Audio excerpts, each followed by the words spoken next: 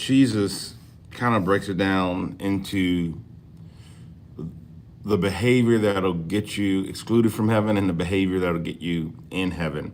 He uses a few parables here in Matthew 25, one about 10 virgins, and some were prepared and some wasn't. About bags of gold, and how some of the servants who he had investors, and some investors did well and some investors did poorly. But the part I want to focus on here in Matthew 25 is the sheep and the goats. Many of us have heard that parable, but I just want to read to you a line here from Matthew 25, starting at 31. It says, when the Son of Man comes in his glory and all the angels with him, he will sit on his glorious throne. All the nations will be gathered before him, and he will separate the people one from another, as a shepherd separates the sheep and the goats.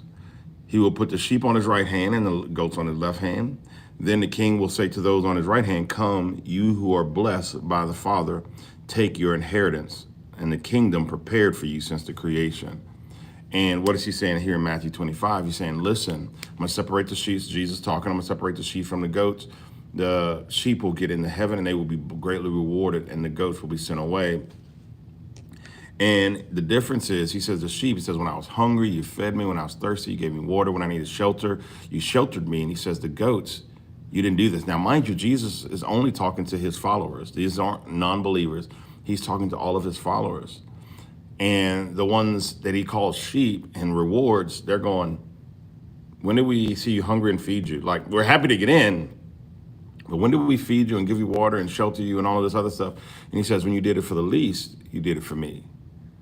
And his other followers, Jesus' other followers, these are all Jesus' disciples. He says, get away from me, you goats. And they're going, he says, because when I was hungry, you didn't feed me. When I was thirsty, you didn't give me water. When I needed shelter, when I was sick and in prison, you didn't visit me.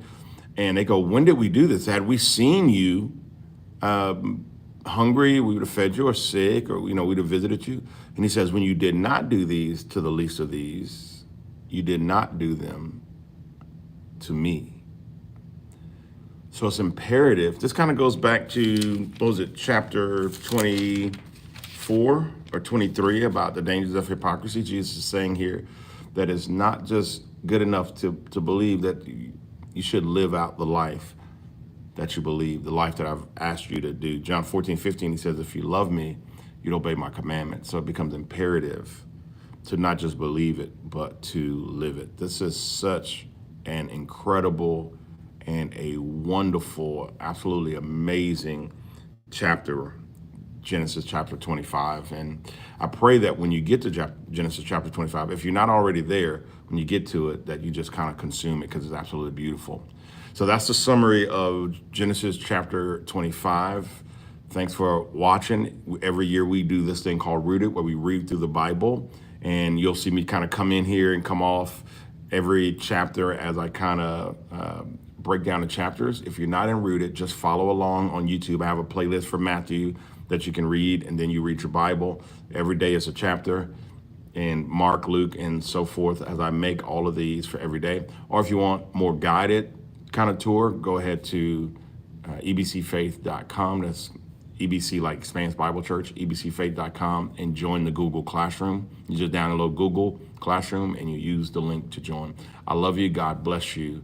And I will see you in Matthew 26.